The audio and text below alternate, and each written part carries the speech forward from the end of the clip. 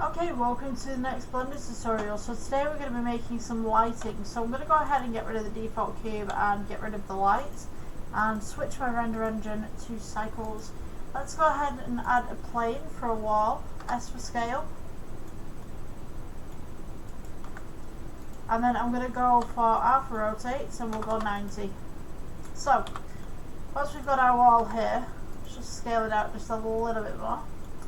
I'm going to go ahead and add, and we can do this with UV sphere. Let's go with G, bring this up. Now what you're going to want to do with this is keep this the same size, and we're going to go Shift D, move this across, and we will go to the side view, which is 1.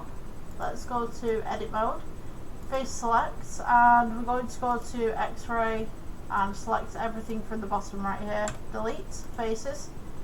Let's go with object mode again. Right click shade smooth. Go to edit mode, select everything with A. E for extrude, leave it where it is. S for scale, bring this outwards just ever so slightly. And then we're going to go with G and place this on top of our creation right here. So, this bottom sphere that we have right here, let's go shade smooth. Go to make this an emission, so let's go new, principal SDF, switch that out for an emission. And then the top part right here, we're going to make this black. So let's go ahead, make that black plastic. And because this is halfway through a wall, you can kind of use this on both sides if you wanted to, as like kind of a temporary light. Make it a bit smaller. And now we should have something like this.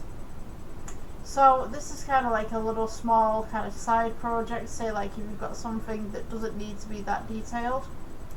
But works really well.